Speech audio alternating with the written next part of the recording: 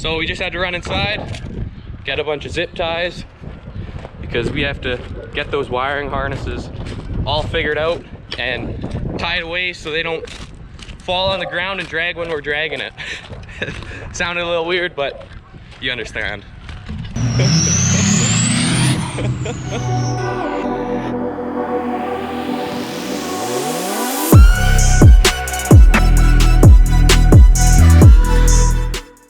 Good morning. So today we have a Morris 9650 cart to be brought out and delivered to a customer's place. So right now we are outside of the Saskatoon store. We have our 2 trucks from Purdue. I took this one home last night and it has the wide load sign, and then Travis, the one gentleman in Purdue, he brought the 550 all weighted up this morning. So I sold this cart all kind of after last season, after harvest and everything, and we got it all figured out. We got all the chutes and the runs figured out to hook up to their existing drill. We took a Morris cart on trade, and this one now is ready to go out.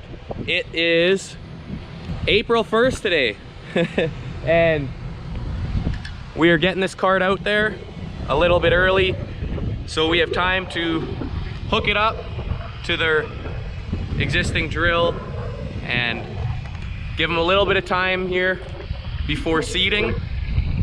But man, this thing is big. Their last cart was 450 bushels, and this Morris 9650 is 650 bushels.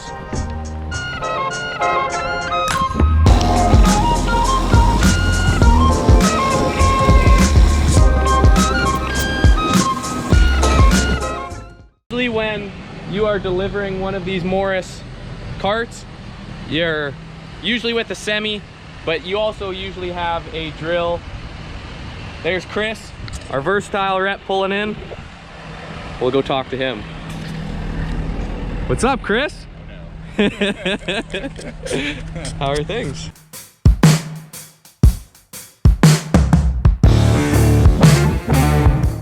Usually when you see big carts and stuff going down the road, there's a drill on front and it's getting towed with a semi. But since we don't have a drill and it was just the cart that the gentleman bought, we're just using the 550. Since it has the duals on the back and this cart is so wide, we got that second truck there that I'll be driving and piloting, just to give people a heads up on the road and be a little more safe. The cart will go on this way, yeah. This way.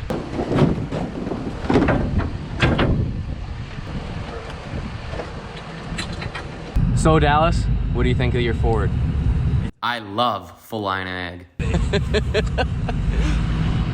Yeah, we're hauling that thing. Nice. Exactly. Now, just everybody wishes they had about 20 of them. Yeah. Oh yeah. Alrighty, I gotta get going. Okay. See you, buddy.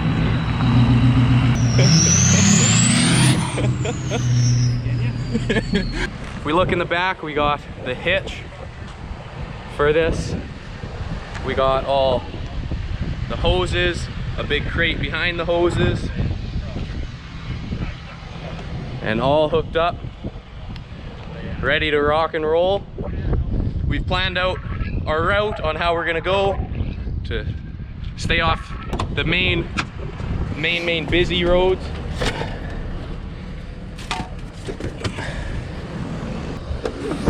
I'll give this to you. This is for Teresa. I forgot. Let's see if this works. Oh, nothing to it with that Ford.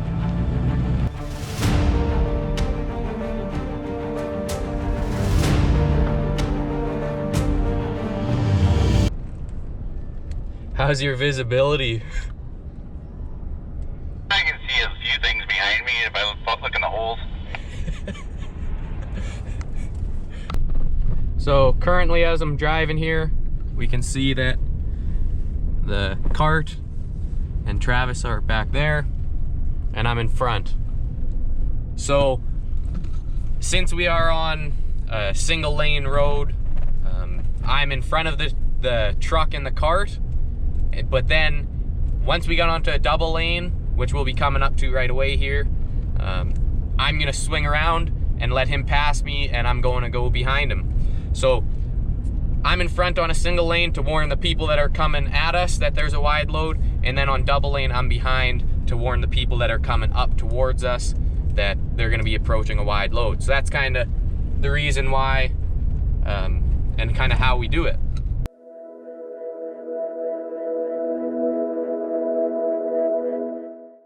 So what we're doing now is I'm in the left lane, he's as far right as he can be, kind of thing. And we're going, and I'm blocking traffic, letting about 2 guys line up behind me, and then I pull aside and let them all go by, kind of thing. So I got 1 guy pulling up behind me right now, wait for the next guy, and then I radio ahead and tell him 2 guys are coming by, and that's kind of how it's been working well.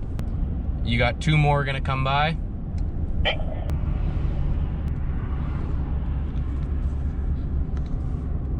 Clear? Yep. This way, we're not holding up very much traffic. We're just kind of blocking it for a little bit, and then that way he's not going back and forth for every little car that goes by. Let it build up a little bit, but if semis come, they kind of get first priority. Even if it's just one of them, we pull over, because it takes so much for them to get momentum going, and just kind of a little bit easier. We can see right now that thing's starting to bounce quite a bit because we're up at 50 kilometers an hour. He said it likes 40 kilometers an hour, but 50 kilometers an hour, it doesn't like very much. So it'll be a long day.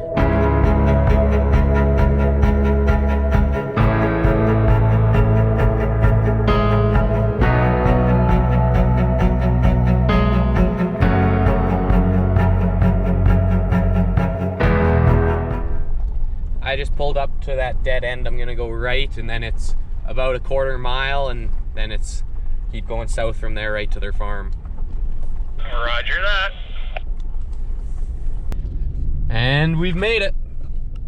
Now it's just time to unhook and drop off all these parts and boxes and everything, and then hook up the other one and get going back to Purdue.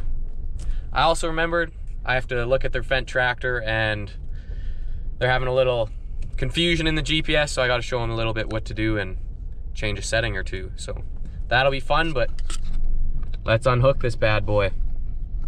Taking a long time. So this was the error that they kept getting. Recorded work area exceeds the maximum size, and it's because they were in a field the whole time that they were in the corrals using this tractor. Complete field 07. Okay, and back here it should be fixed.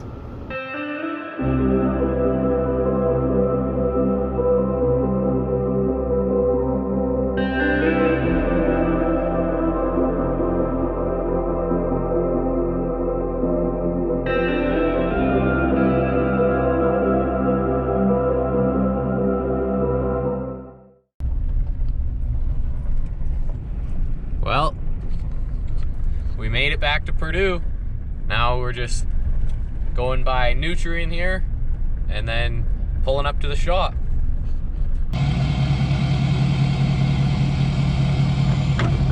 There we go. So here it is, the Morris 8370 cart that we towed back. It went a lot faster. I think this one took only, just about 2 hours. We were able to go a little faster with this one, which was nice. The other one, when we were going, just started to bounce a little bit too much. This one, it didn't really get bouncing, so we were able to go faster than 40 kilometers an hour. I think about 60 kilometers an hour. So that was a big bonus. The only issue that we ran into was the hoses weren't tied down good enough. We didn't tie them down good enough, and they bumped off and fell, and were dragging on the road and kind of drug on the tire a little bit.